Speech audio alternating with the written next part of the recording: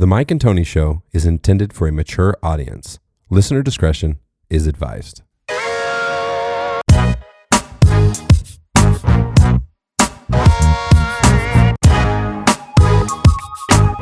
Hey guys, this is Mark the Couch Guy. Thanks for listening to The Mike and Tony Show. Episode 214. We're back at it, Pierce. It's a Friday night this time. Friday the 13th. Oh, yeah. Haven't we had a couple of spooky things happen? Yeah, we've had audio cut out. We were talking about Lisa Lamb and the Black Dahlia Hotel at that time and all that stuff. And yeah. Well, that was a bold choice on Friday the 13th to go there. And then we had like all these weird audio issues and whatnot. So. Yeah, no, it's, yeah. How was your week? How you doing? It was crazy, right? Drowning in work, but busy is good, right? If I wasn't busy, then I wouldn't have a job. So True. Very true. I'm over here. I have not been nervous on a podcast in, I don't know, at least 100 episodes. But I am fucking excited today because we have Benny Bloom on the show. Fucking very talented trumpet player, probably first and foremost, but kind of a jack of all trades, if you ask me. Yeah. Oh, yeah. Yeah. How you doing, brother? Thank you for coming. It's my pleasure. I jumped at the opportunity for a nice Friday night podcast in the holiday season. Nothing else going on. It's like, let me just see what I could do. Clear my schedule, jump right over here for Mike and Tony Show. How you doing? I'm doing good, man. Good. I'm really excited. As I dove in deep with this guy, I told him it was like the rabbit hole just kept going and going and going. I was like, you have done a lot of shit, brother. Yeah, stay busy. Gotta have a job. Where did it start? Like, when did you start playing music? Jeepers, I think, the easiest, fucking like a kid in band, like a fucking idiot. Everyone starts in band generally, traditionally. Mm-hmm. Unless you're a guitar player, piano player, string player, you can't do that in school band generally. You have to go to an orchestra or even then. So you start with private lessons and the kids are always pissed. And by the time it's cool to play music, they're like over it. Yeah. Which is classic. So I started in like fifth grade, a little late, halfway through, and just a normal ass trumpet player. And I started taking lessons, I think like fifth grade, it was fifth, sixth grade. I started taking lessons seventh, eighth grade, and then started to really progress because the other kids weren't taking lessons or as serious. And so this is outside of school. Yeah. I went privately.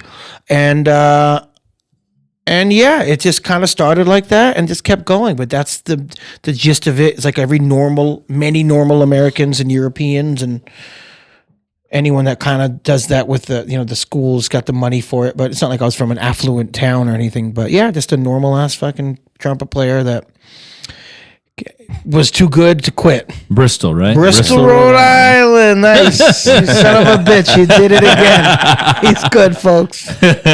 Yeah, I fucking love the accent. It really it's really something. Yeah. I could be normal, I guess. Actually, I've said this numerous times before to you. Providence is out there is probably some of the best seafood I've ever had in my life. Oh, yeah. We're called the Ocean State. Yeah. And so, fun fact, I've had, I forget what the restaurant was called, but had some, Providence. I don't know. It was out there when I was out there for a conference, and I had these jalapeno mussels. Whoa, that's pretty hip. Conch fritters. And then what I really like out of everything, I love East Coast oysters. Oh, we got the brininess. Yes, exactly. It's that we have clams, which you don't see too much at all. And I fucking hate seafood. My Portuguese fucking mom, she hated seafood and didn't allow my Jew dad to fucking cook fish in the house. So I literally did not grow up with fish until I got married to an Australian broad. I love her. She's my best friend. And we're divorced. And I started having like sushi. Oh, but it's so fun now. Of course, I like fish, and certain things, of course, and traveled and eaten great things. But it's funny. One of the greatest, New England and Maine is really that's the one. That's the state. I don't get too off topic here. There's no rules. Rhode Island's the focus here, folks. but no, yeah. So growing up doing music in band. Dollar, did you do music in?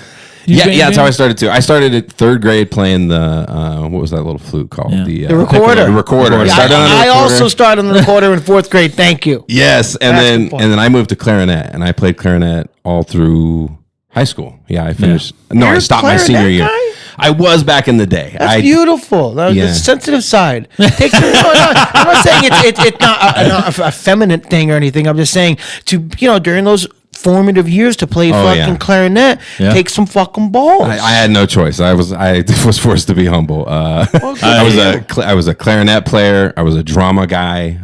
So you were like cool. I was on the nice math guy. team. You were a nice guy. He's still a nice guy. That's what I'm saying. Yeah, it really builds you. It really sets you up. That's nice to know. You're a cool cat. Like thank you, brother. Not so much over here, but well, that's why, because I also played in the band in my school. I was in DPS here at Denver Public Schools. Trombone? I played the flute. For how long? When did you quit? 3rd grade. And for 3rd grade. That's not what. 3rd grade in, 3rd grade out. That's too young to be playing flute, man. You're like 10, 9 years old. No, that's like 8. That's 8. Yeah. See, I know it's funny how the school districts, I'm sure it's here too, they've all defunded arts to such an extent that people now start like, it was 5th grade for us, 4th, 5th, then it was 6th, then it was 7th, and now then it's it was high 8th. School. Yeah. You can't start playing at high school. You're already a herb. Like you can't. Right. I'm playing clarinet, and how you doing? I'm 9th grade. Like, I'm smoking weed and going to the fucking racetrack, wherever. I'm like, okay. It's true though. That's how it is now. And now no one plays music. He is a middle school teacher, so he knows. You have the hardest job of anyone in the entire. Doctors ain't got shit on you. Talk about attention span. Yeah. Or lack thereof. 100%. It's the hardest gig in the entire country. I can't believe you do that. Thanks, brother. Yeah. Wow. That's cool. Yeah. Yeah. I don't think most people really think they have no way. idea how difficult it is. Yeah. Like they think I didn't until I started doing it. High school is the fun one. Yeah, that's what everybody says. But middle school, you get to if you get a couple of those prize students that really care. It makes you feel so good, and you will change them for life. My middle school teacher was my fucking first trumpet teacher, and that motherfucker's greatest dude ever. Hell yeah! Start crying over here. Don't get me going. Yes, I'll fucking love that. cry right now. No, I'm gonna cry with you, brother. See? That's amazing. That's my favorite thing in the world is when students come back and you see them later in life. You're like, holy shit! And the fact that they remember you. How long you been doing that for? I started late in life, 6 years ago. Congratulations. The podcast got him into teaching. Yeah, it's true. It was a guest that we had on, and I was actually doing music at the time, and was like, I have to change my life. I wanted to do something more meaningful. Music was always a pursuit for me. I've talked about it on the show before. I've always loved music. Sure, yeah. The moment I decided to turn it into a business, it fell apart for me. Like I couldn't. It was just the creation of the art. I didn't want any of the discipline of like the fucking. Yeah, it's common. Yeah. That's very common. But it took me a long time to come to terms with that and like realize what I actually wanted. Yeah, well, some people never do. Yes, true. So, Amen. To be honest, you're in a good place. Amen. Yeah. Got your back. Yeah, I love it. I don't know. I have so many questions. So what's the first project that you really remember that stands out to you? And I'll give him a minute. Just because he's opened a bottle of wine. I did not realize how dry my house was. Dry county. We have a dry county here. Yeah, apparently. No, it makes me think. I got to keep a little something around. You know what I'm saying? You do. I've never done this before. Oh, Because I own a wine company and shit. But I do like just hold it. It comes. Should it come out? Yeah. Wait, no. Uh-oh. Or is it coming? Oh no, I just can't get this right. I can't do that. No, don't. Yeah, no. He just had his wisdom teeth taken out. For our audio, I don't want to be responsible for listeners. Oh no, but I can't. I don't have a fucking cork, a wine bottle opener in the house. So he's got this mechanical thing for the audio listeners. Now he's literally pulling it out with his. Yeah, I got it. All right. Let's keep talking. Don't worry about it. I don't. How you doing? I fucking love that. No, but I know him because. Uh-oh. Did you do it? I cracked a tooth. Uh-oh. No, you didn't. I think so. Here, let's pause. Yep. And the worst host award in the fucking world goes to good old Tony over here. No, Tony, you're the best. I'm the jerk. You got that on air. You're like, don't do it. Local dum dum apparently does it. News at 7. It's unbelievable. Yeah, this is great. What just happened, and you are a damn trooper. He insists that we go on. Yeah, I don't think Mike and I either feel too comfortable about continuing. Because there's nothing they can do. If I like broke my arm, I'll go to the hospital. Like, you can't do nothing for this. We'll see. Tomorrow, I'll let you know how it goes tomorrow. Yeah. Yeah, and in the meantime, we're just we're having some wine. You guys are now, not conversation. Yeah. Yeah, true. Very good. Oh, fuck it. Fuck it. All right, let's go. Where were we? Where were we? Middle school. We're talking about middle school. Yeah. No, music right now. If they could see me now, Yeah. If they see, they know. they know not what to do. Yeah, I am going to feel so bad if Benny Bloom came on our show and busted his jaw right here. Yeah, I would. I'd feel privileged. Yeah. It's like a crazy. It's a crazy thing to do. But Yeah. all right, let's. What else we got? Who? So I'm sorry. No. Yeah, I'm getting a little sidetracked here. So we were talking about music and stuff. Yeah, it is different now. Like the way kids are coming up with music. I'm thankful. I always have written songs. Like that's what I like to do. Sure. And so my kids grew up just hearing music all the time, and so they just play it. It's just sort of like part of life. yeah, there needs to be more people like that in the world. I think so. That actually do that. You know, that's not like the most important thing to be a famous musician or to make a crap ton of money. But it's like how the music was in the old days. It's like everyone had a piano in the house. Yeah. Everyone was just centered around music and they sang and they had songs. Now everything is so serious with it. So like, let's just have music in people's lives and then expose them to it. Yeah. And that will make people appreciate it more and to go see it and support the arts. 100%. Not to be so serious, you know. So Yeah.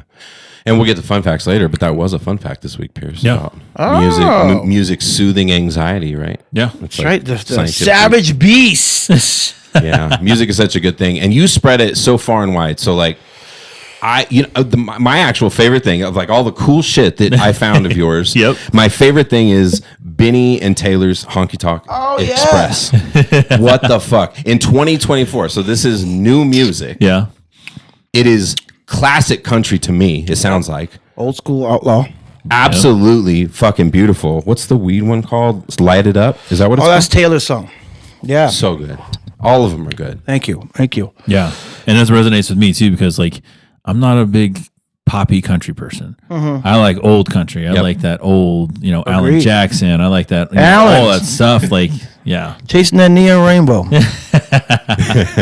But yeah, when Tony played that, I was like, I was in shock. I was like, I had to verify like 3 different ways. I was like, is this the same guy? Like, Yeah, I kind of went a different direction the last couple of years. dude, I Since love moving it. here, Amazing. I just bought a bunch of country Christmas records tonight. Yeah. Yeah, I went to Hell Twist and yeah. Shout. I Twist and bought Shout. Oh, yeah, Allen. I dude. got Allen's. Yeah. Did you? Yeah, Allen. Drive? I got Merle Haggard's original one. Okay. All right. I got Chet Atkins. When you were growing up, who were you influenced by? Like, what kind of music were you into? Wow. My dad was really big into Motown and doo-wop. Okay. So that was my original stuff. And then my brother's 4 years older. He's, how old is he? Jeez. Anyway, he's original hip hop era. Okay. So I was listening to Public Enemy and Foosh Nickens and fucking Black Sheep and Farside and then so I got into hip hop through that, and then like reggae through my brother as well. He started really getting into like Bob Marley was really huge for me. My late high school years, and then of course Fish and Pink Floyd and Wu-Tang, BG, everything, But originally I was really into Motown and doo-wop, and then I found jazz when I was like in 9th grade and 8th grade, and really went big on that, which was great. And that changed my whole thing. But then, so really I'm a jazz expert lover. But Motown and doo-wop, really black music. Black music is my shit. I enjoy black American music is really a beautiful thing. And you have some of the stuff you have too is almost like that lo-fi stuff, like Sure. dipping into that. Yeah, I added everything to my playlist. Oh, I was yeah. like, oh yeah. Well, like the EP that you have out. Oh, the Late Bloomer. Yeah, the Late Bloomers. Yeah, my little album. On that So one, good. yeah, on that one I was like the was it Friends and Ragers? Oh, that's a fun one. Yeah. That one I like because my favorite part of that song is 36 seconds into it. Just the beginning. Oh wow. Is the part where it's like do do do, and he goes. "Ba-da-da-da-da-da." Exactly. I was like, oh my god! my I was like, that little part right there. opening lick. Yeah. Said it. Yeah. Yeah. Yeah. Yeah. I have so many styles of music that I enjoy and I love and I've been doing over the years. As a trumpet player, a lot of us just start with like jazz or sax. You do jazz and it's great, but it's like so antiquated at this point. And I had a great conversation with a friend, but it's like if you can learn jazz, you can learn anything. Okay. So I really think that it's important to do that. It's important to go through that. Learn everything to throw it all away. You don't need That's it. so well put. You know what I'm saying? It's like you learn it all. It's not like you're never going to use it, but that's not what your main job is. Right. It's like if you can learn jazz, you can learn any other. You can learn country. You can learn simpler things, simpler for theory wise or simpler technique wise. I'm not saying that blues is not as simple. So that's kind of what I like. I think that jazz is a great thing to do, but horn players do a lot of that. Where guitar players, immediately you can start learning some Dave Matthews, you can learn some Skinner, you can learn all these different styles and have fun at a party. Where trumpet players are just like, you're like fucking, play Ring of Fire or something cheesy, you know? So it's a little handcuffy. And restricting. And I think I've read at one point in time that you were talking like how you landed on trumpet because you were saying that you couldn't do trombone because your arms are too short. I know where you found that, but that's a good one. Well, and I love how that was the first thing he asked you, and you have the longest arms I've ever seen. Yeah. And his first question to you was it trombone when you said you played as well, like in the fourth grade or whatever. Big guy. I thought he might play trombone. Yeah. I like ukulele. In my high school marching band, it's been so many years. Whatever the main guy, our teacher or whatever, he was a trombone player, a fucking hella jazz trombone player, known in Fresno. I grew up in Fresno, California. Oh yeah. Yeah. So I have an appreciation for all those guys. I was never great when I was in school. It was like third. I was like I can't remember any of the lingo. Do you remember all that shit? Like what? There's first chair. That's the word. Oh yeah. Second chair, third chair. Of course, yeah. Yeah. Yep. I remember. And memorizing all the field stuff. Did you do marching band at all? I did. I was drum major my senior year. Really? Yeah. A percussionist. Fucking cool. Yeah. No, not percussion. The one That's the one that leader. conducts the band. Oh, Yeah, okay, yeah. all right. Not drum line, drum corps. Yeah, drum line. Yeah, I don't know, but I was the drum major. Okay, all right. Yeah, it's a thing. Yeah. I love the way you put that though about it's like to let it all go. You learn it all to let it all go.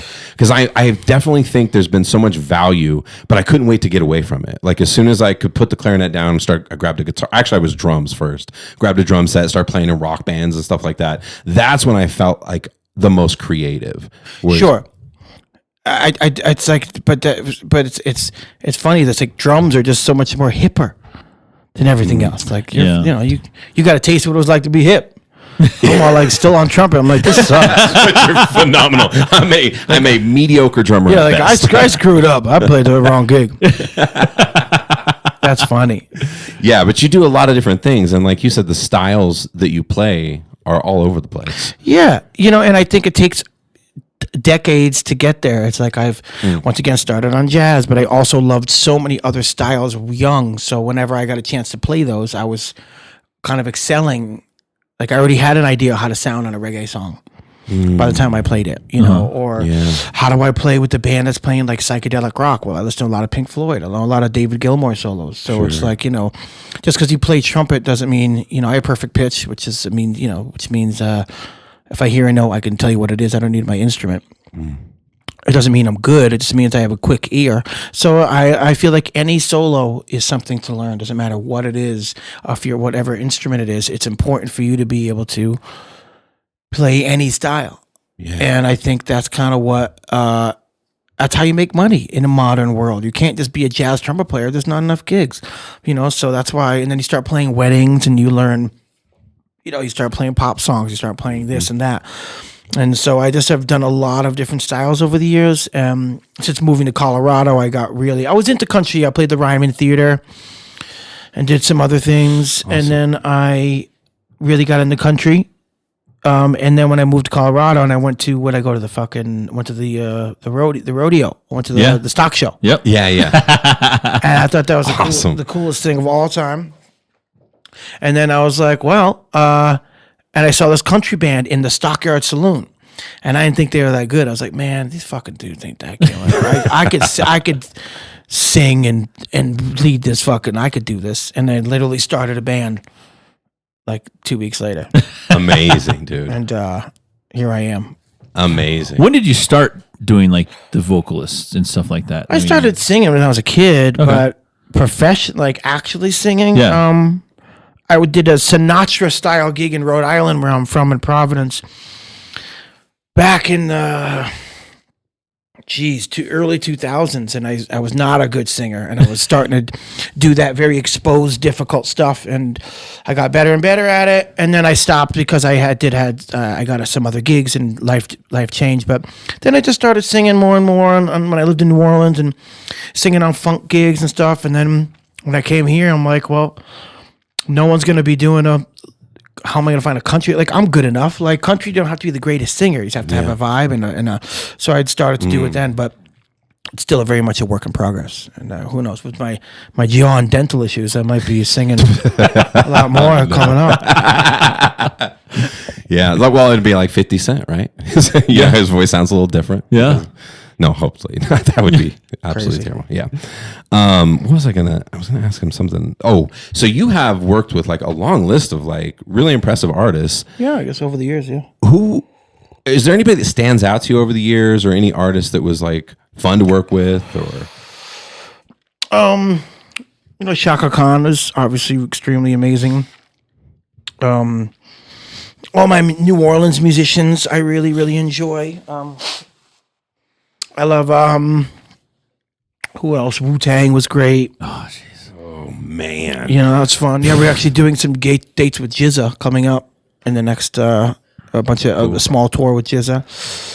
I played once with Stevie Wonder. That was fucking crazy. So many great musicians that all stand out, but what was it like working with Stevie Wonder? Well, this wasn't like I was on the gig. I know a lot of the guys in his band, and he does this thing how he'll come out at the end of his show the next day. He'll stay and then take over a small club, and then like hire out the band, like pay the band to not play the local band and have his band play.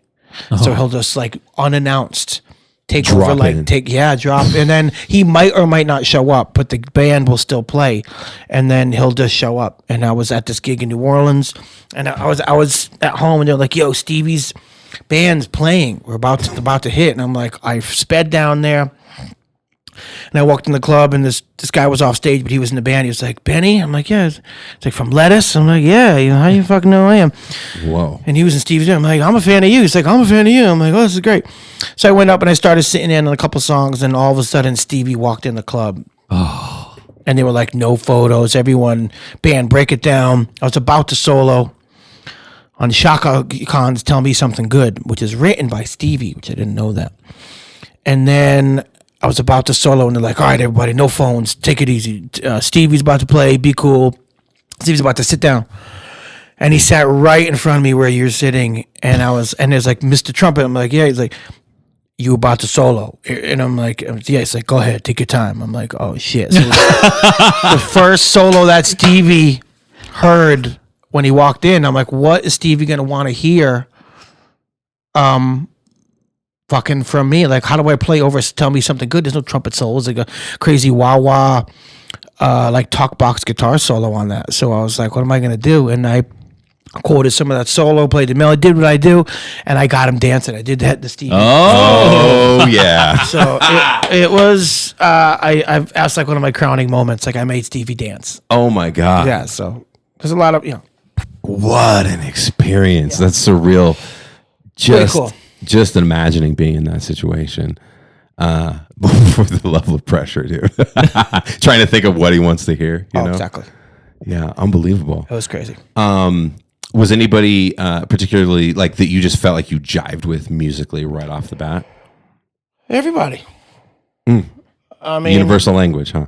I mean, yeah. I mean, from the famous people, you don't get to like hang and get that close with, you know. But other horn players and other singers and people, no. Like I generally have enough in my bag. I know what to do. I know what they want, or I can get it quick. So I always have a great time playing with people. I'm never like, oh, this isn't working. Like it generally works. Yeah, hell yeah. And so when did you start creating your own songs, like writing music? You know, not that long ago. I mean, I did one like 15 years ago. And I'm not a big writer. I'm more of a performer. You know, I write, but there are people that really write. And I just don't. I like being in front of a crowd. I like playing. I don't love practicing. I love playing. Practice, dude. Practice. I really Practice. We talk about practice. No, I've practiced for years. I've done so much, and I'm not done. But so when that's what I'm saying. Like I'm just, I want to hang out. I want to play. I want to get out in the street. Yeah. You have a song called Crescent City, yeah? I do. I was curious, what is that about? A real city? Yeah, New Orleans is called the Crescent City. Oh, yeah. Oh, really? Yeah, because it's I think it's Jesus, I forget why, but maybe it's because of the river, the shape of the river bend. Kind of goes like that. I think it might be. Okay, you can check that out. Gotcha. Well, I used to live right next to Crescent City, and it's this tiny little place in Northern California. Oh wow! So that's why I was like, no, it ain't. I'm sorry, no, it wasn't. Yeah, that would make sense. Coming on the show, coming on the show, guys. We got to write a song. Dude, I love that the first song on Late Bloomer is it called Feeling Good, or did I just write that down because that's what it made me feel? I think that's what I wrote down. Yeah, that's what you wrote down. It made me feel like I was like strolling along with a fucking joint. Like I just wanted to be on a walk with the sun shining on my face. all you have to do, I think it's called. The very first one, right? Yeah. Yep. Oh my God. Yeah, I wrote it originally for like, if you know the Meters, the famous New Orleans band. I wrote it for like kind of like picturing the bass player's bass line. And then I wrote I was trying to write lyrics, trying to have like a David Byrne Talking Heads, like all you have to do, and I couldn't finish the lyrics, so I'm like, I'm just gonna play it on trumpet, and it worked out. That's for sure. It's chill, and then it gets crazy. And it's chill, No, the EP is nice, and I like. Thank you. Dance Walking. International dance sensation. Dance Walking. He gets on there. He's like, "What's up, everybody?" It's your boy, Betty Boom. Yeah. Oh man, I had some fun. Where did you record? Did you record that all in same place, different places, with who? When I lived in New Orleans, I have this great studio. Friends of mine that own this great studio, and during Jazz Fest. I ended up like recording over a couple days. I'd have like one song, a bunch of musicians come in for that one song, and then they finish, they leave. New musicians come in for the next song, like in blocks, which is kind of crazy. Instead of doing like multiple musicians, multiple songs for one band. Yeah. I kind of was like, because it was Jazz Fest, everyone's very busy.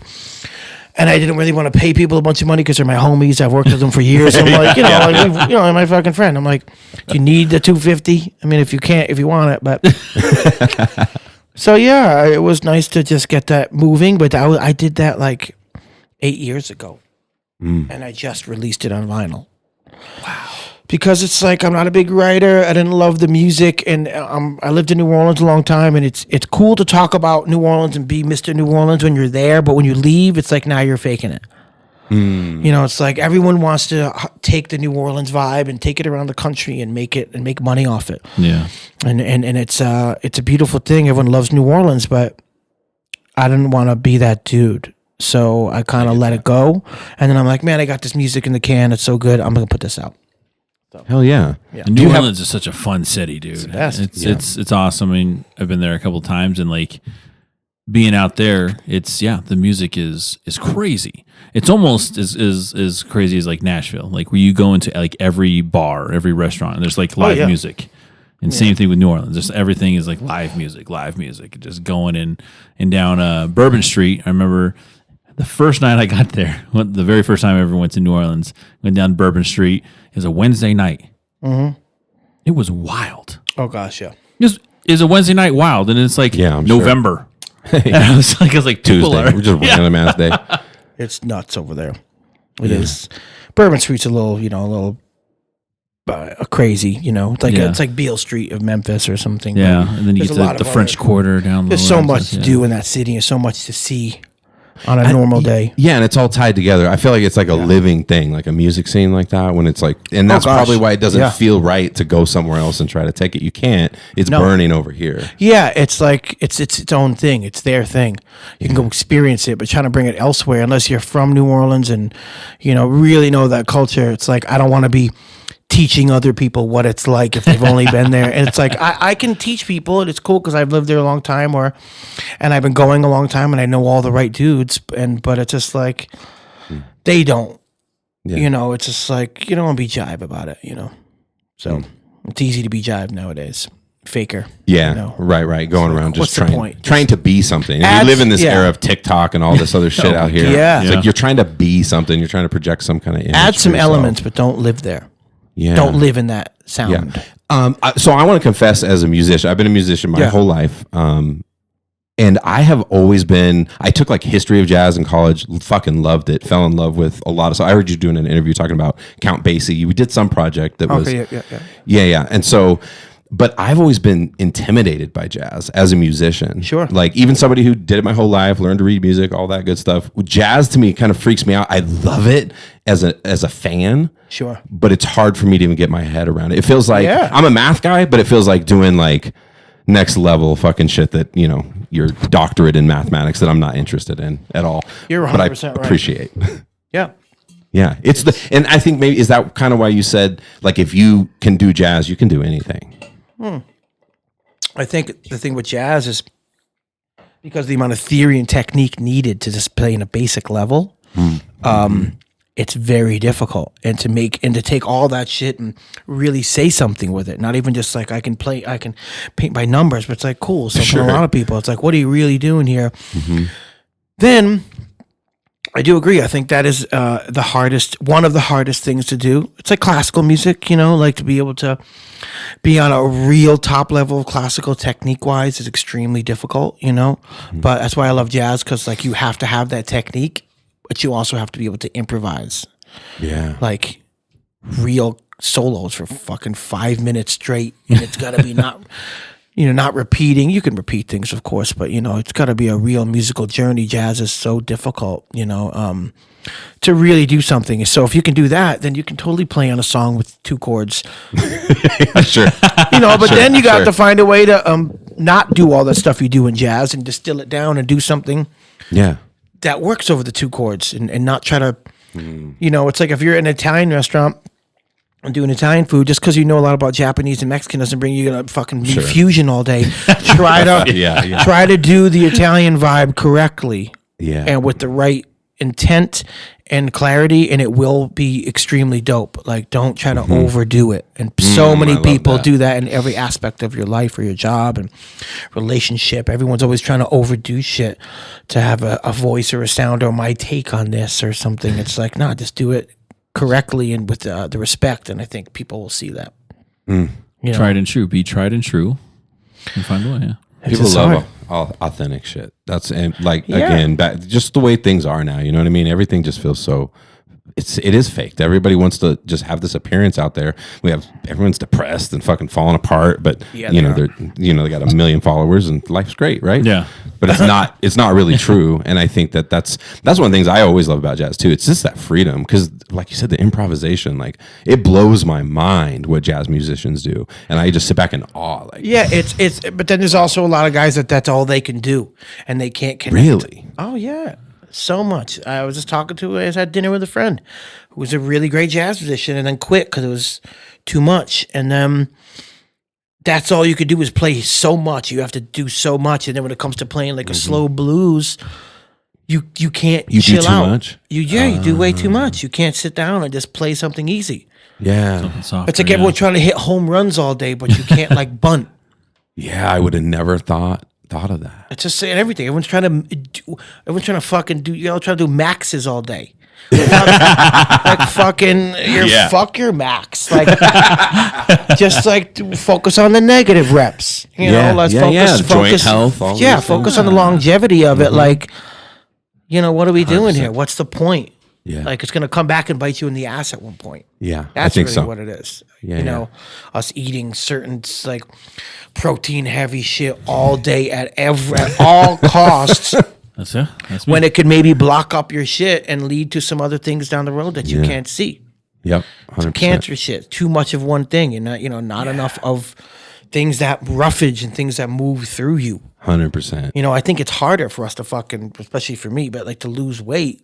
Oh yeah, I think is brother. As the way older we get, and the food that's available and just everything, they want us to consume more and get bigger and bigger. Yep. But to stay at like a certain size and like be healthier, I think is so much harder. It's easy for me to just go to the weight, go and do some things instead of like those shitty exercises that are just like fucking, it's like fucking tricep extensions over here. It's fucking, no one wants to do those. Yeah, Doing skull crushes all day. You know what I mean? Yeah. As I get older, that's why I like to. I think you have to enjoy your movement, right? And because in human history, it wasn't just going to the gym, right, and lifting weights and doing specific exercise. It was just part of life. Was movement. Yeah, it was working. You were working. Yeah, you were grinding. Yeah, I follow this dude Mike Chang on Instagram, and he's just all about like doing like replicating movements. Like when you're punching, you're grabbing something. Yeah. You're like like doing when you're doing a squat, you're just like getting up and getting down. Yep. Like whatever, and I have a lot of health issues, and I'm trying to like get ahead of them as a 43-year-old man, and and I'm just trying to find my own way to a balanced thing, and we could speak of that for music, to playing all the styles. I feel like everything informs itself. Playing all the styles, eating a really balanced diet, in the workout, making sure you're doing yoga, trying to swim. That's a good one. Not just lifting and getting on a bike, or just like drinking light beer and shots, like drinking a bit, like keeping the same thing you enjoy doing it, but dialing it in. Yeah. 100%. Family, health, whatever. Amen. These are the conversations I'm having with all my friends and coworkers right now. Yeah. We're all feeling this. Yeah. I now we'll get into it later, but I'm a big soccer fan now, where I'm from, Bristol, Rhode Island, because I'm Portuguese. We're major Benfica or Sporting, the famous Premier Liga, the Portuguese league. Yep. And I always, I'm half Jewish. My dad's the Jew. My mom's Portuguese. I always used to bust like these fucking Portuguese, these fucking immigrant pricks. Well, which not like that. I mean, obviously, like I'm like second generation. Like I just shunned away.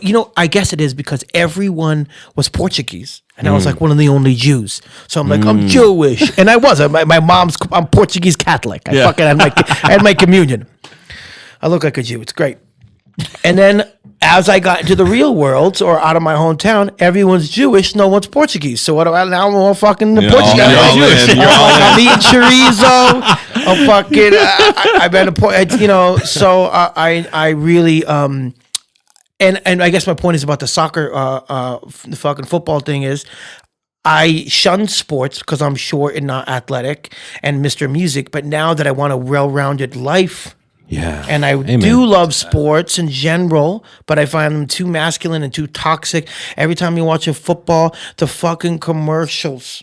It's super loud.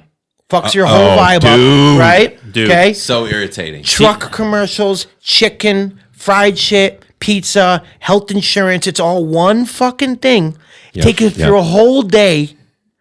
And now that's our thing. No, that's what we do. We football with the boys. I love this take on football. You suck. You literally suck. You're not good at football. You shouldn't be like, you know what I'm saying? I understand that we have to make it our whole personality classic, but that's why I love soccer. You're in and out. 2 hours, 2.5 hours. You're back home. Doesn't take over your life. It's not like so masculine that it's like toxic. Which there's so much toxic shit out there now, and like it's so worldwide as well. So it connects you. So. Like I love the Latin American fucking Mexican community here in fucking Colorado. I think it's so beautiful and deep. And people talk about no culture here because they don't get out. Yeah, they don't come here. Yeah, yeah. Why don't you go and hang out? Once you go down Federal, once you go to Aurora, why don't you go to Thornton? That's right. I teach out in Lakewood, right there. Lake Middle School, right there. Oh, you're there. Oh, it's amazing. Yeah, I love that place.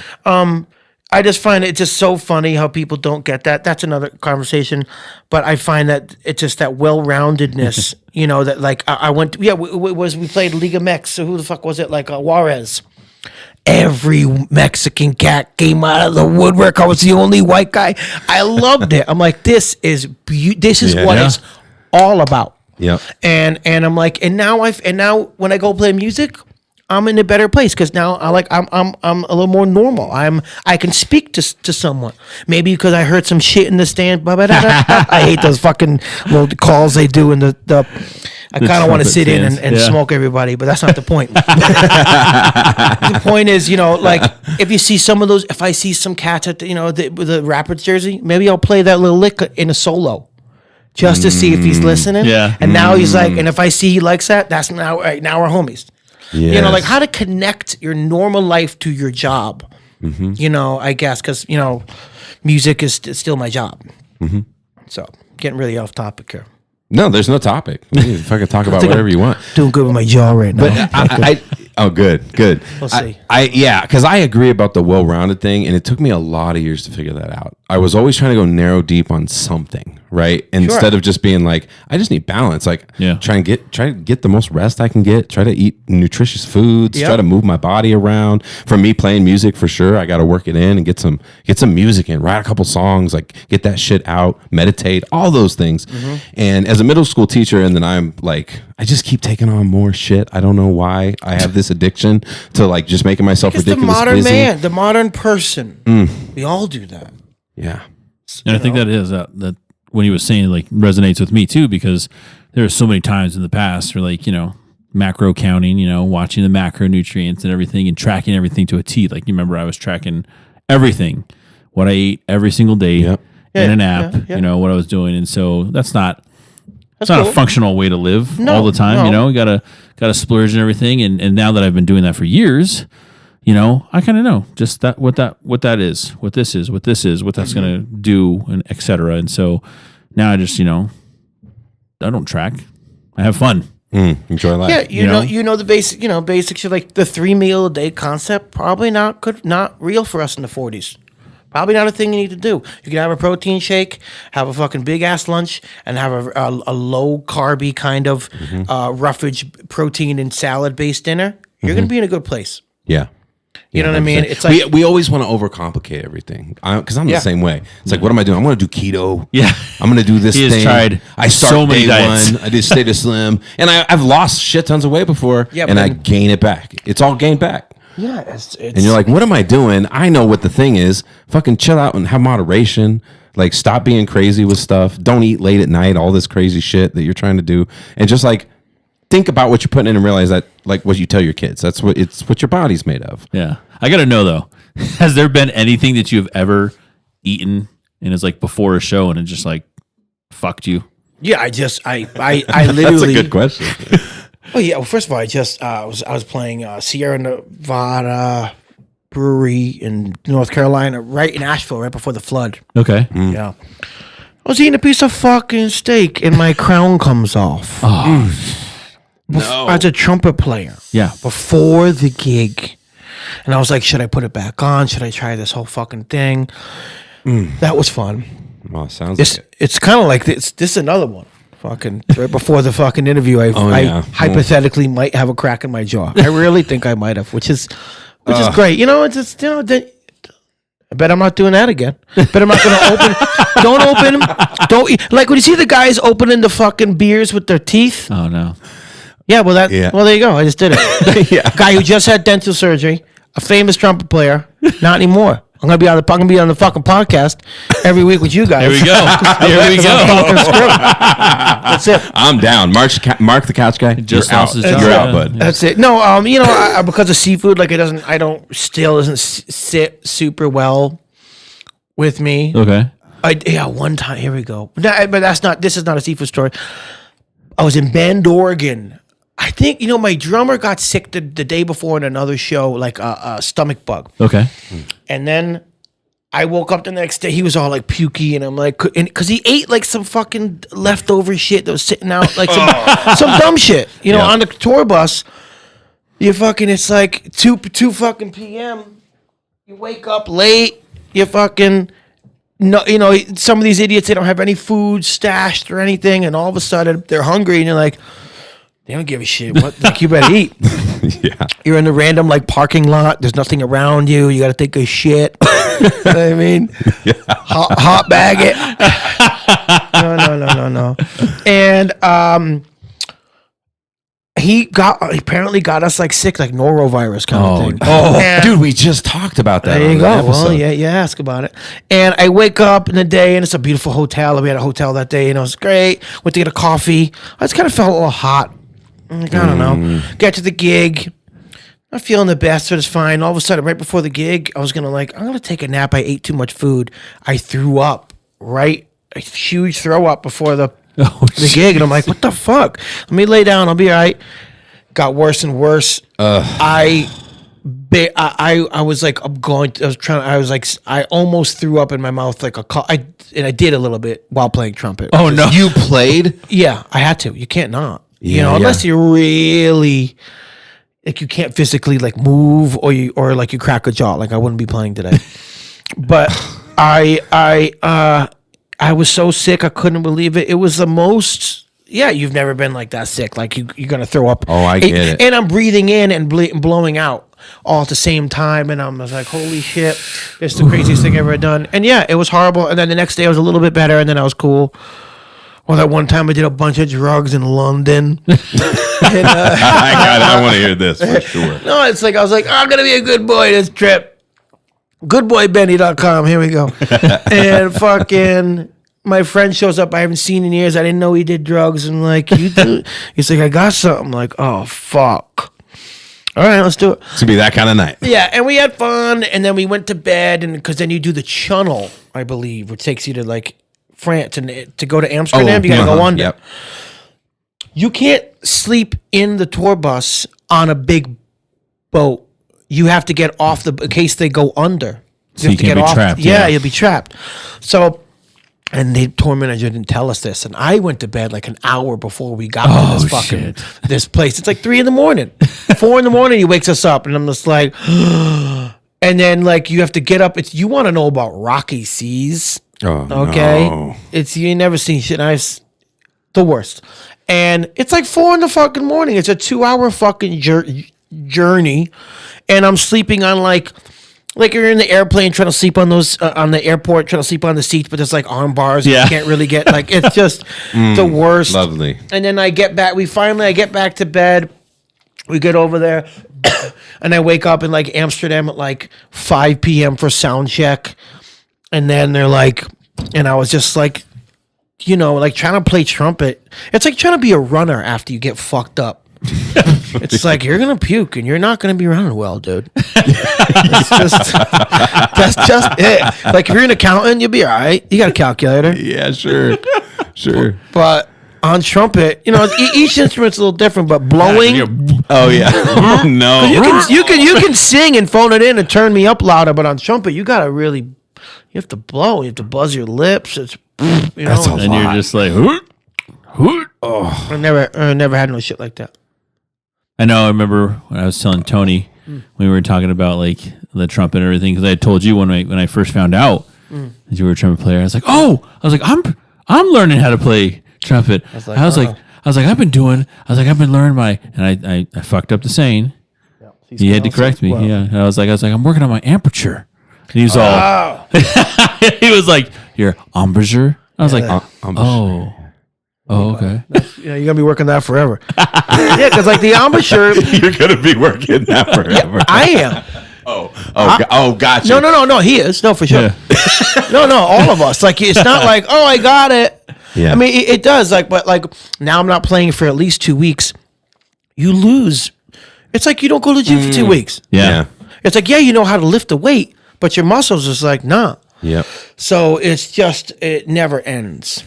And trumpet is like that. It's like that and stand-up bass because you need calluses to play on the strings. You have to rip your fingers over a little bit and then they heal. And then you make this kind of like harder skin and you can play on that. But when you lose that callus, then you're fucked. It's like when you lift a bunch and you get the calluses on your fucking things, you know.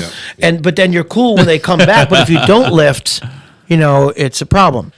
So that's kind of, you know, the thing with the embouchure in particular, flute. I was gonna say I love how it's different for every instrument because there's one for clarinet, obviously. You know, but we have to buzz where you I don't. know. That's Absolutely. why The reed does it for us. Exactly, the reed is your lips almost, and our lips are the reed. So That's a crazy way to think about it. it really is. So it's like, yes, we both have corners and all that, but then we also have a second, like the inner embouchure, Absolutely. and that's the one that goes. And then if these go too, and it's just like. So I'm gonna be screwed. I have some big gigs, not some big gigs coming up, but Oh my I have God, I have a bro. New Year's gig, which I don't really care about. It's good money, but I see you have Cervantes in January the 17th. that's 18th. right. Those are two. Those are probably my first two. I am playing in Florida the week before for this new band that I'm kind of putting together, and it's like serious. I just, you know, I always show up. I'll get it together, but.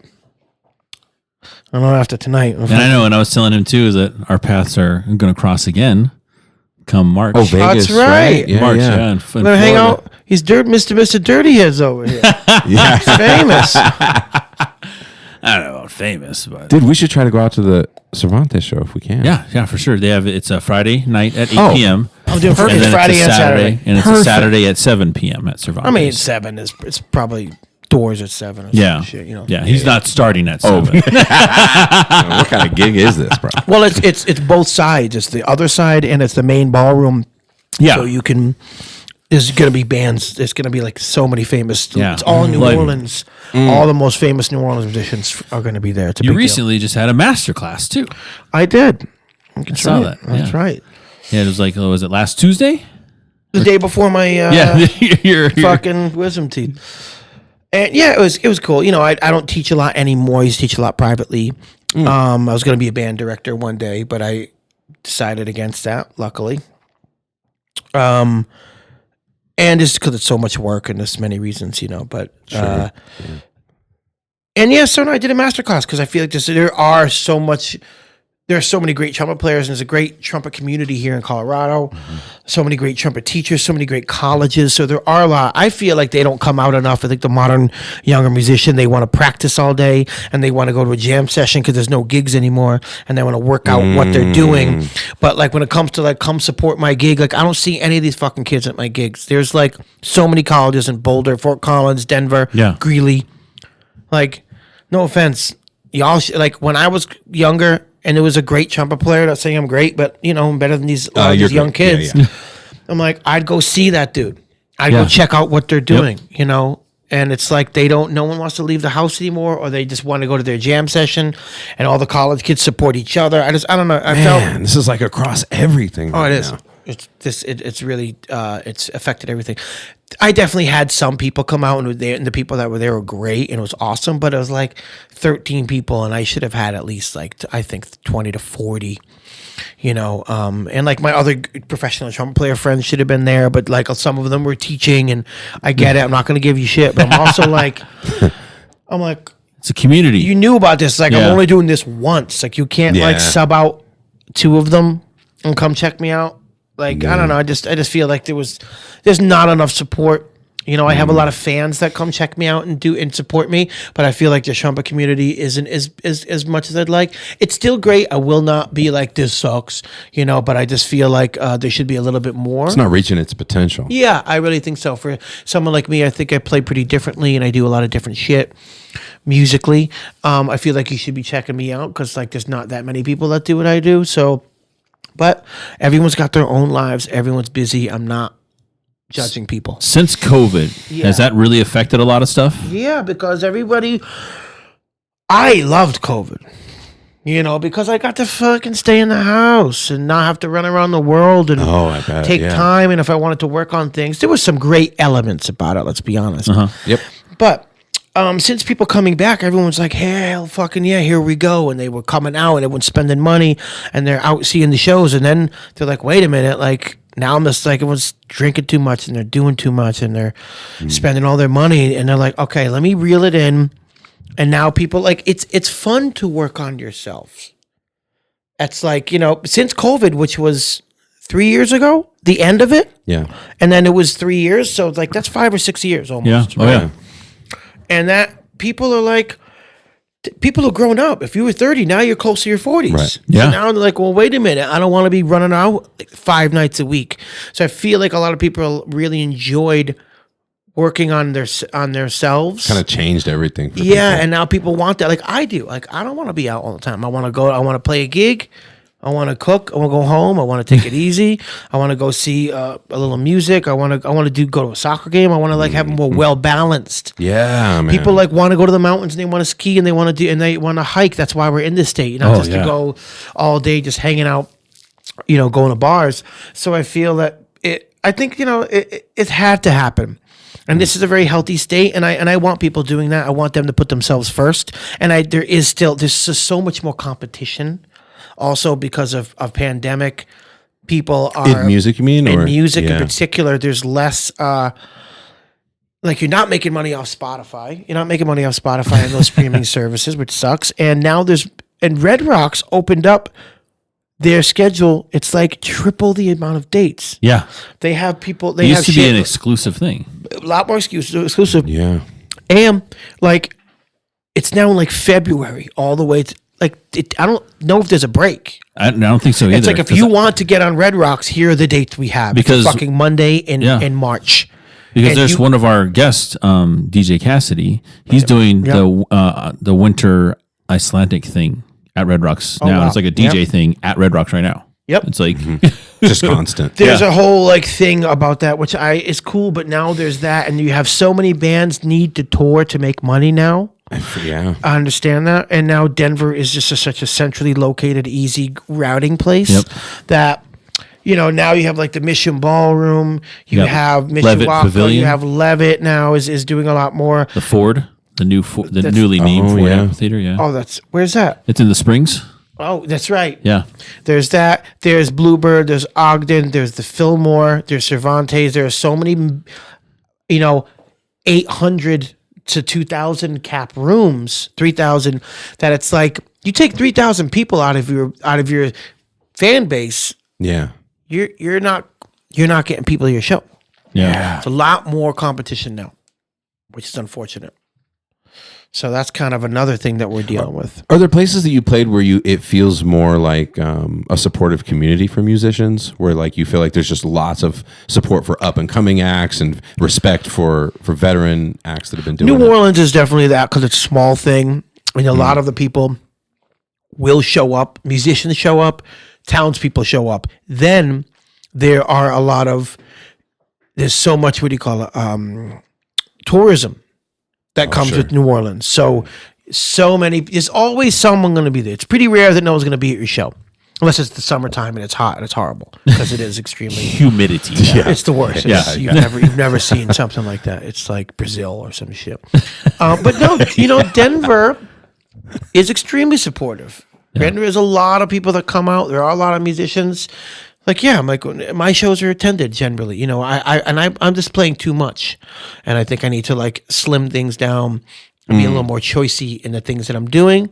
But man, no, I have, you know, we do well, and I think people are very supportive here. There's a lot of opportunity and places to play, and Colorado's great because you have so many famous towns, Colorado Springs, Telluride, fucking Vail, Boulder, Fort Collins. Right. There's so many places that have like money and people in Colorado Springs. So many people that like they're there. They're not going to go up to Fort Collins for a show. They're going to stay there. So there are a lot of different insulated audiences. Yeah.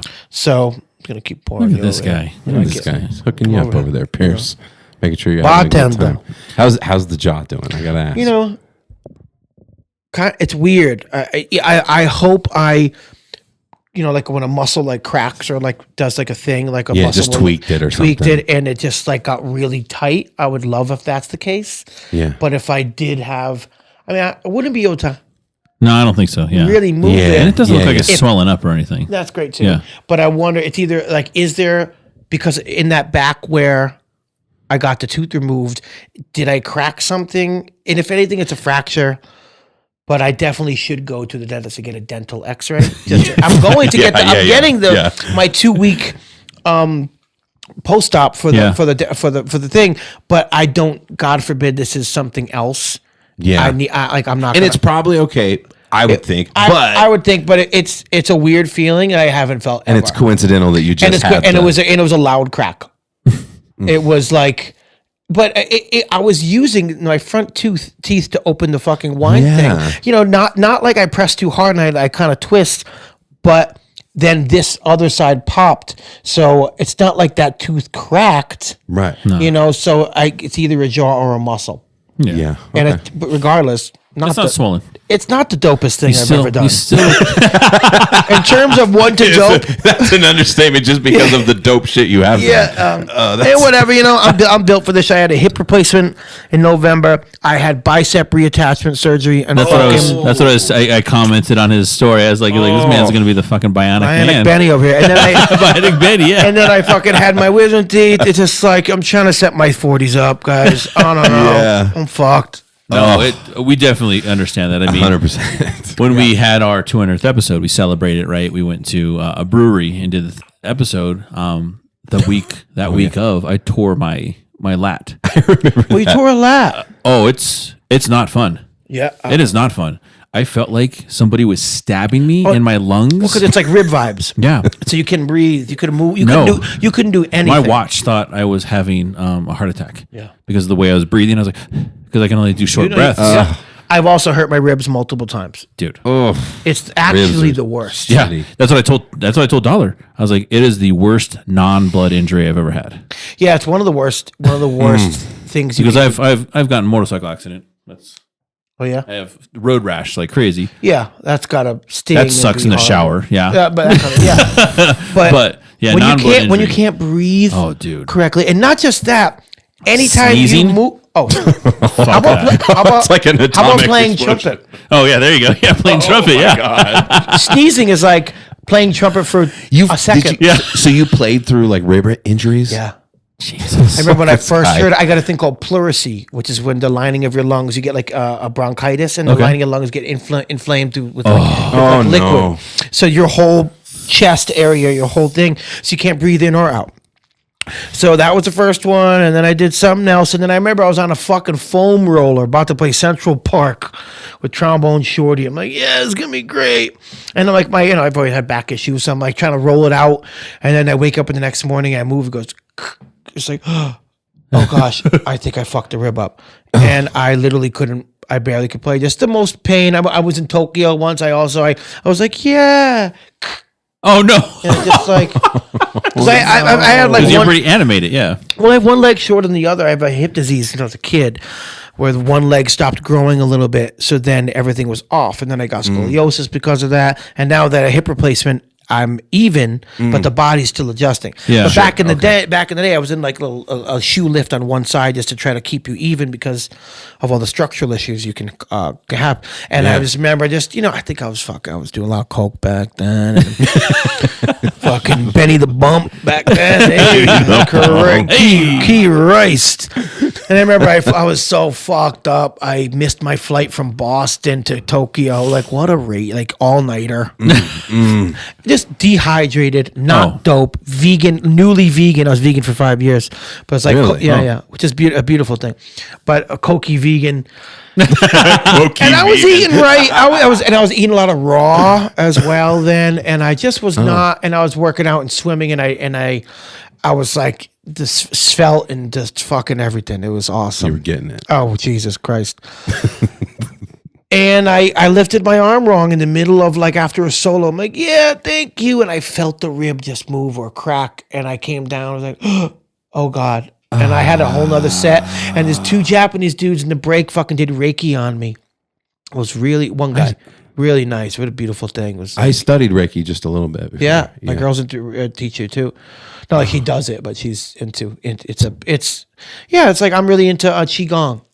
Yep. Yeah. And Love it. I Tai do, Chi. yeah, All those things. it's a real thing, and it does matter. But yeah, that's a fun one. Crack a rib in Tokyo. Isn't it crazy how it's like, and you were doing all those other things, and it's always like the smallest thing.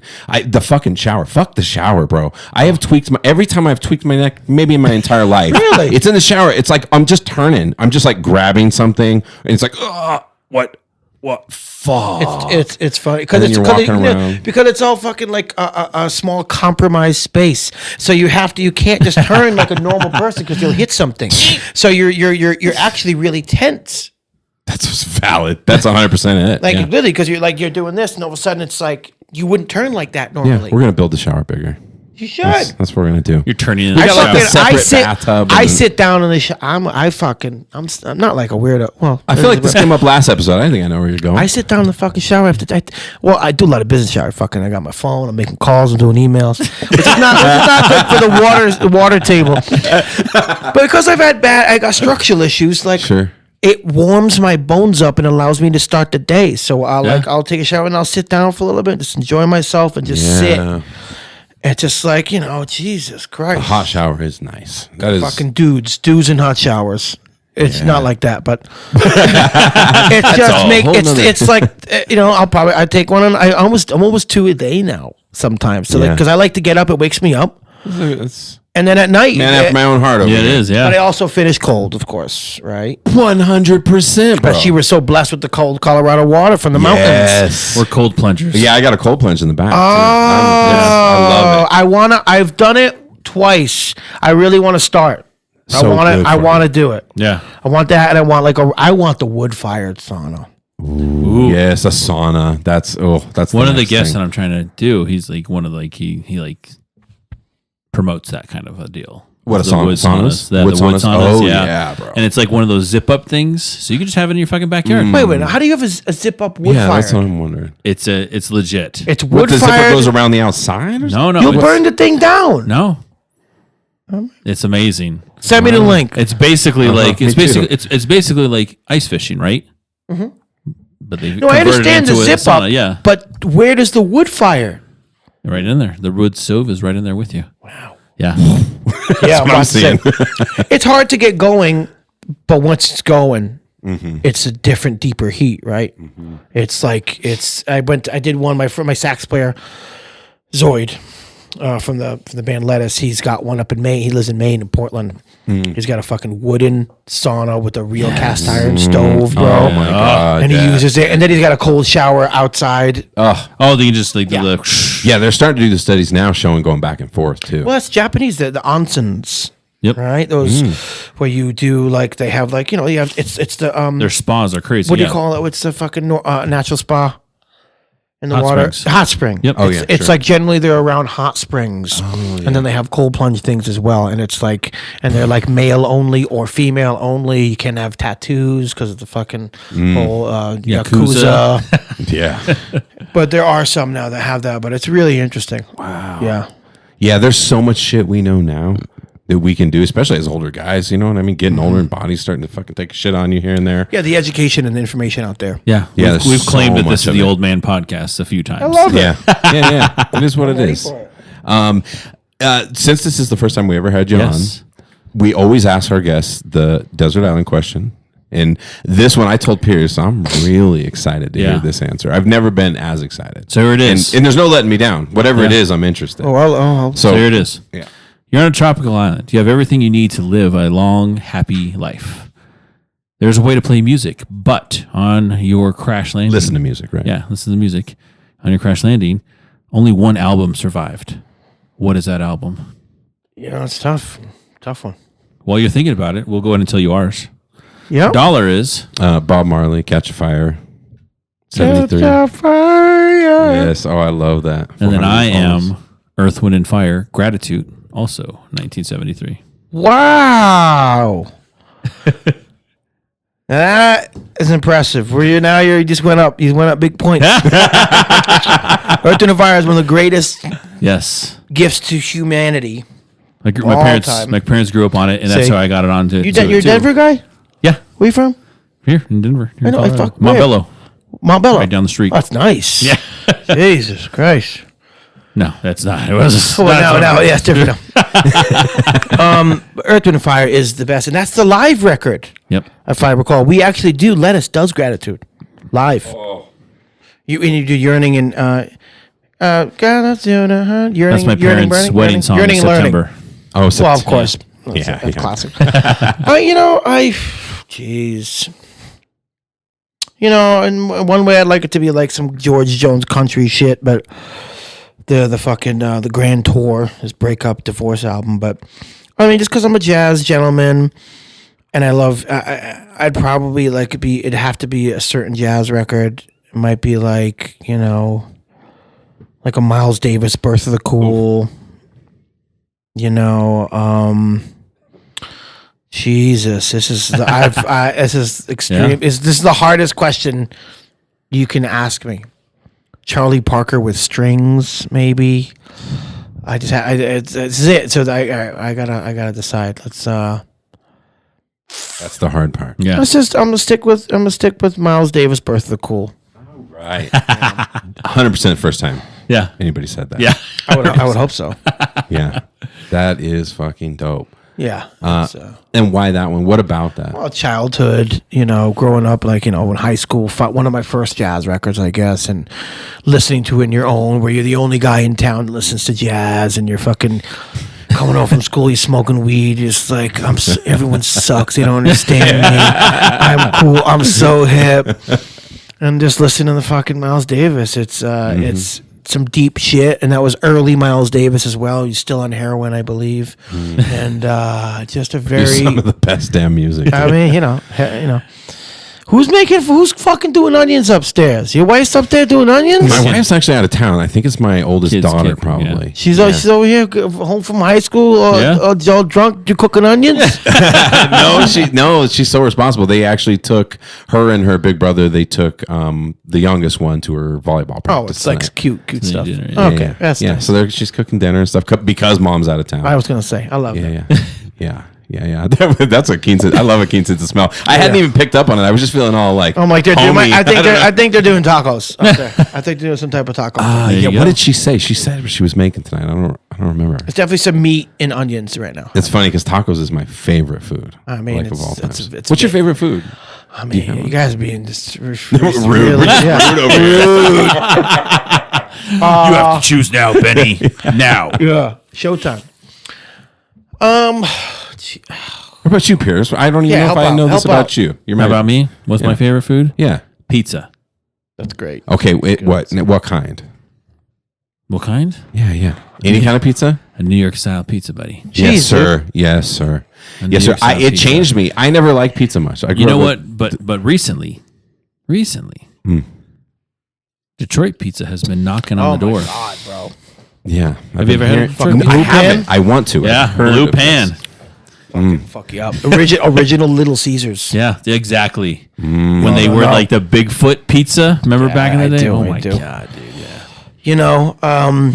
Pizza's obviously just something else, Yeah. A real double smash burger. Like, it just does something to you. A real Peter Luger style dry aged steak. That is really something. What's one of my actual? Yeah, fucking Al Pastor tacos. Yeah. Oh, God. Yes. Fucking, that's it. Yeah, I mean, let's just, Jesus. Tofu, mapo tofu. No, here we go. General Tso chicken. There you go. That's my man. There we go. Like, Okay. really correctly American Chinese done. Yes. Like, really well done. That famous place, Peter's Chinese in fucking Denver. He opened up 1984, real Chinese cat. Okay. Doing a real American Chinese. So- Chinese American. So when I've been to China, Hey. and we went to China. I was eating Chinese food, and I had taken a picture, and I was like, "Real Chinese food, y'all." I took a picture, and my buddy course you Patty did. had commented on it, and had me dying. He goes, I think they just call it food out there, bro. That's right. I forgot. I was like, ah, shit. That's solid. Yeah. All right. You're pretty right. solid. That's fair. Hey, Pierce, we do have about 15 minutes. You want to try and squeeze in a little bit of A little bit of those Put up fun these fun facts. Yeah. What about the fun facts this week? So today, Some trumpet ones. I always try to do kind of a little bit of everything, right? Today is National Alabama Day, the state of Alabama. Yeah. It's also National Monkey Day. It's And then I put wild to some me music how stuff in every there. day is like 7. Yeah, there's a different- national day for something. Classic. Yeah. Yeah. So what's one that brought up to you, Dollar? Well, we'll start with trumpet, right? The trumpet is one of the oldest musical instruments dating back to at least 1500 BC. I did not know that. I didn't know it was that old. I knew it was old. I didn't know it was that old. Old AF. I didn't know that. Let's see here. The again, monkeys, right? Not all primates are monkeys. One big difference between monkeys and other primates is the tail.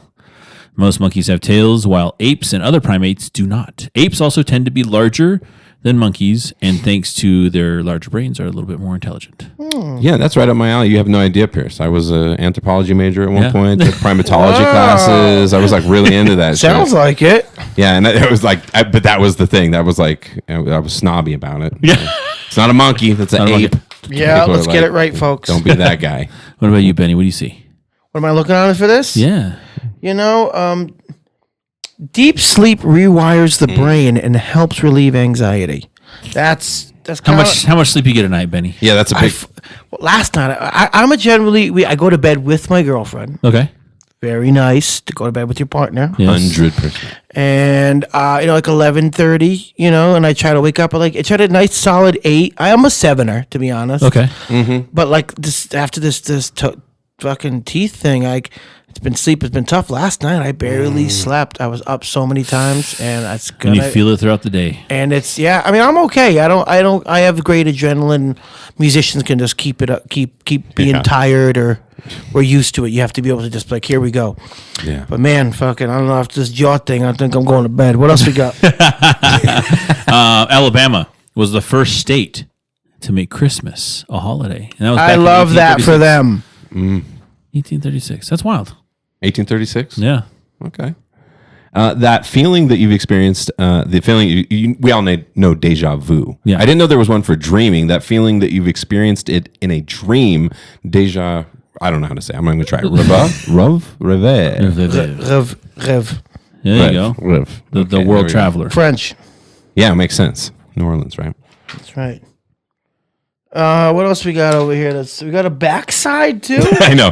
I do 50. We have There's talked 50 about of this them. every week. It's like a thing. I'm like, dude, do like 7. Here we go. Rap rage, a heightened level of anger and frustration resulting from the inability to open packaging. Fucking highlighted that one. I 100% have experienced that many times. Right? Oh, gosh. You're just like, how much fucking tape do they put on this thing? Yeah. You're like, Yeah, Oh my why? god. yeah. Why? That's why I always carry a blade, because I'm going to cut that shit open. Oh, is that why you always Yeah. carry a plate? I always thought it was okay. Here we go.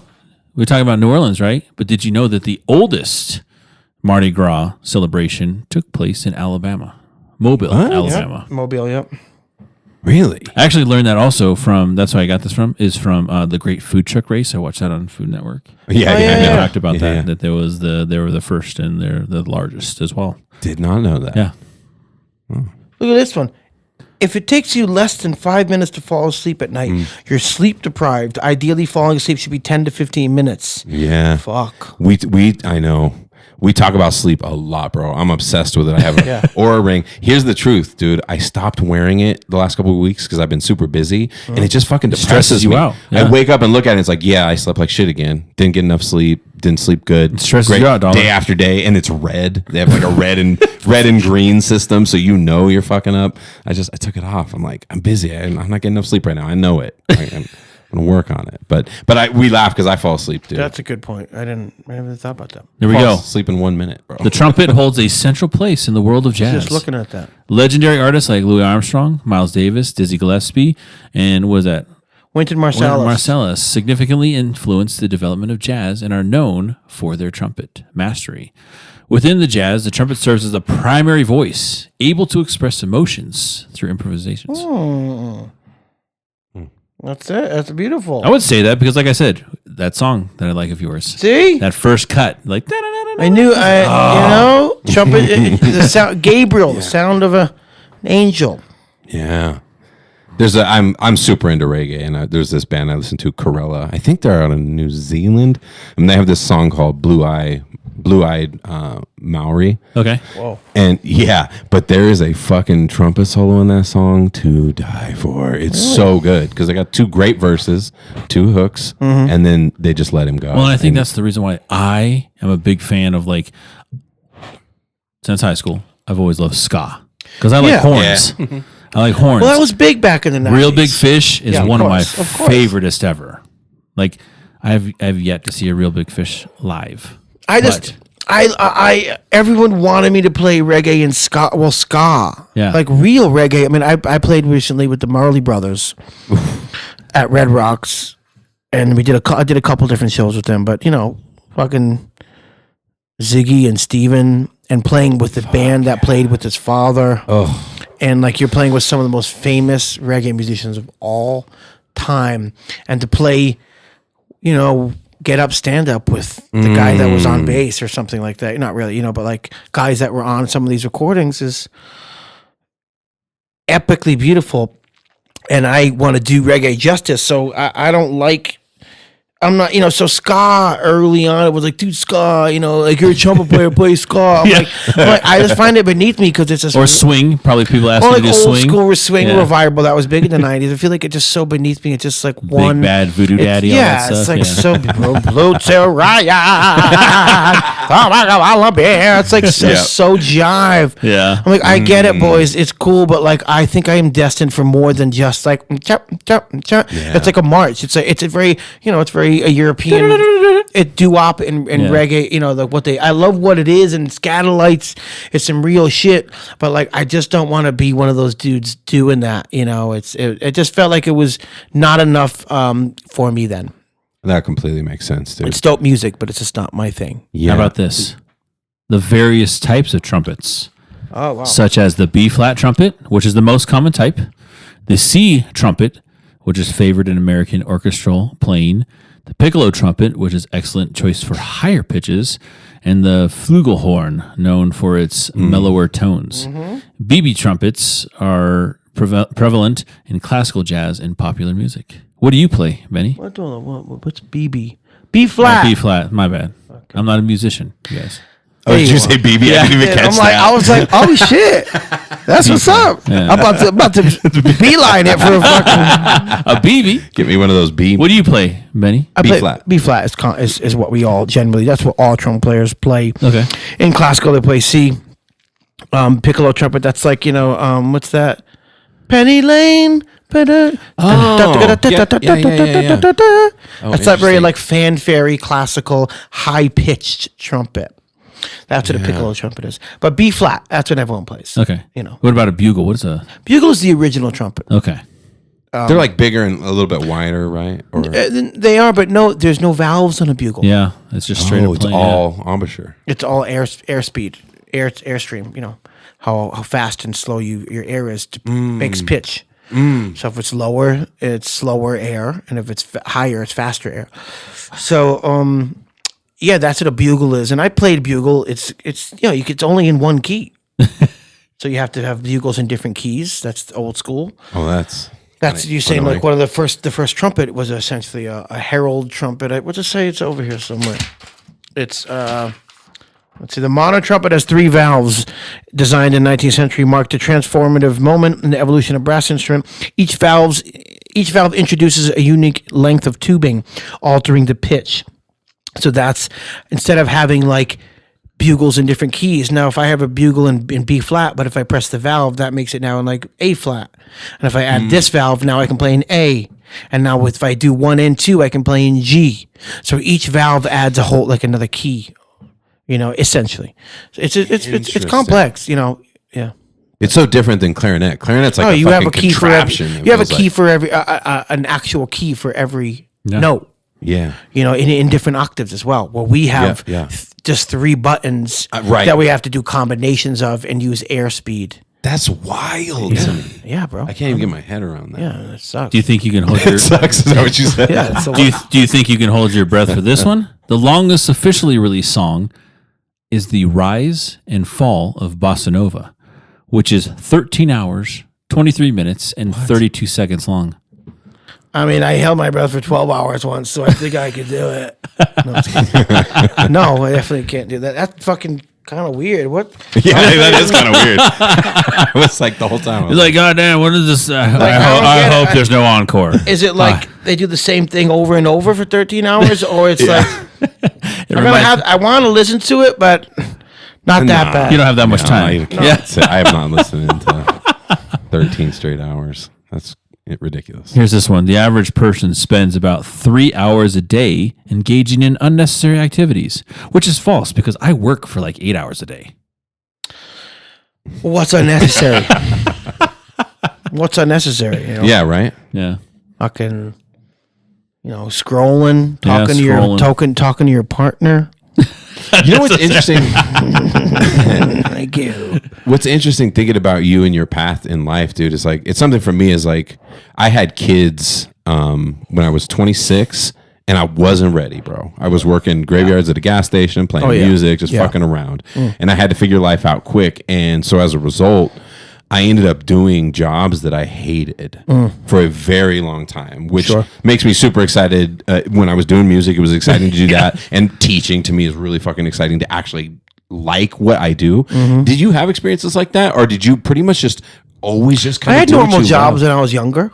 Sure. In high school and shit. And then even when I went to college for a little bit and then I quit and came back and worked as like a busboy in a sandwich shop. And What were you wanting to go to school for? music. I already went to school for music, but I was like, I'm failing out. I'm gigging too much. I'm not like focused on schoolwork. So I'm like, fuck that. I'm like, I want to gig. Like I don't need it. I don't need it. I don't want to teach. I don't need the degree. So that's kind of what it was. And then, but no, that's kind of why I started my own wine company, because it's like I don't want to. Physical trumpet is so physical. And to be at the level that I want to be at or was at or whatever. It's just like, it's not easy. And that's why I was like, let me try Let me try a normal job. And I started a wine company.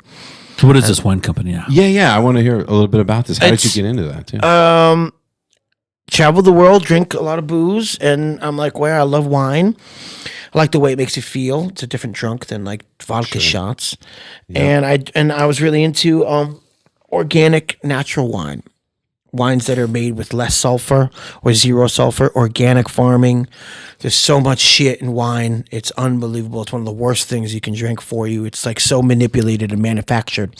So I decided on trying to be a distributor. So I bring in wines from all over the world and parts of, California, wherever, to Colorado, and I sell them to restaurants, bars, music venues, only in Colorado. That's how the state, that's how laws work. Yeah. I'm a distributor, and I sell really cool wines to a lot of Michelin star and James Beard like restaurants. And I have, a small team, but it's been quite a thing. But I just, I took my passion of drinking wines, and I'm really good at meeting people, and I love eating out and being a socialite in that sense. And I was like, well, the state is a little behind when it comes to this style of wine. Yeah. Not saying there's nothing good here to drink and stuff, but I just know a lot of stuff. I was I'm in France last week, and I was seeing what they're drinking. I know it's only in New York and Philly, so it's not in Colorado, so I could be like, hey guys, I got this new fucking French Pinot that you don't know about. That's fucking dope. Check this out. And so I felt like I was very, I'm ahead of the trends a little bit because of that. Now things are a little different. People get out there. Internet's a little more Instagram, and things are a little more well known. But yeah, I feel like I was early on that tip. And it's a very saturated scene here. Aspen Food and Wine. There's so much shit here, but I felt like that's kind of what I do like all day, to be fully honest. That's what I was going to... Okay, so that's where I wanted to go. We're down the last couple of minutes, but I did want to ask you, you do so much shit, man, and you're so busy. Yeah. How do you find balance? You seem like a really chilled out dude, and I don't think that... Most people I know that do too much, right here, not so chilled out a lot of times. How do you find that like balance in your life to be able to do so many things but still have that downtime and recovery and fun stuff? You know, I feel like with music and trumpet in particular, I've found my voice and I've carved something out in the last decade and change. Hey, what's up, Mike and Tony? Let's go. Yeah, keep going, buddy. We can we can do whatever the fuck we want. So we move. You know, I think the bottom line is that like you have to find something you love, get good at it, learn all about it, and then that will chill you out. Because you now have the confidence of knowing that I'm doing something great and I have my own lane. Then you can start adding in other things. And then that becomes part of the whole picture. But only until you really start to feel like you master something before you start doing a bunch of other shit. Then you're just going to be spread and you're not going to be happy and you're going to be, you're just, the jack of all, king of none is cool. But sometimes it is great to be just try to do it. And I feel like I got there with music. It's not like I'm done with it at all. A lot more to be done. And now I'm doing that with wine. And now I'm trying to do that with my body. And I just feel like it's just like, if we don't do it now, when are we going to do it? Fuck yeah. That is sage advice. That is some of the most fire answer I've ever heard to that question. Thank you. Find your lane, get yourself established, and then you can slowly. And it might take you for a long things. time, but then you're going to be killing in that lane. Yeah. You know, it's like, why is this other lane why is this grass greener shit? I get that, but it's like all of us now, we're all trying to do so much and then we're just like stressed because this doesn't work out and then this and it's like, well, who am I? What am I? And then you're like, well, I'm a good father. Great. But it's like, well, I'm not good at it, And also, I'm in my Buddhist, because I'm a Buddhist now but I'm always Really? How are we just getting to this? Sorry, guys. If I didn't crack my jaw earlier, I probably got it. I study Japanese Buddhism, Nichiren Buddhism, the SGI here in Denver. I'm a member. And I just feel like everything sucks and everything is dope. And that's just the way it is. Like if I crack my jaw and I can't play for a fucking year and I lose money, that's going to suck.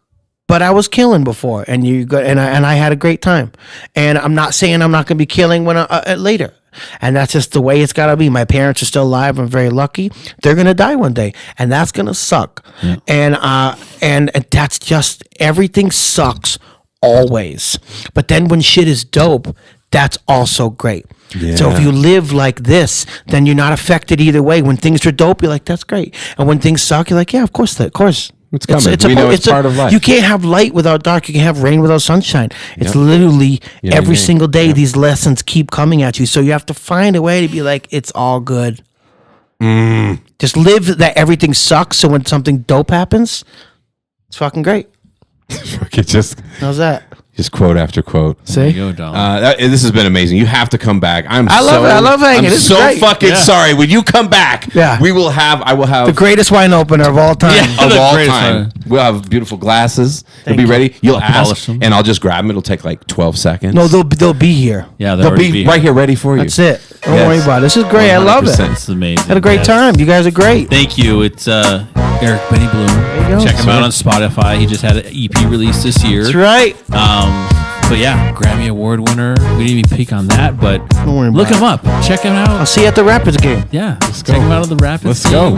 Check him out at some shows. Like you said, Cervantes coming up here the 17th and 18th. Check him out. Me and Dollar are going to go. Fuck yeah. So you can see us proud of too. you. Let's do it. And with that, Dollar, it is a wrap. Cheers.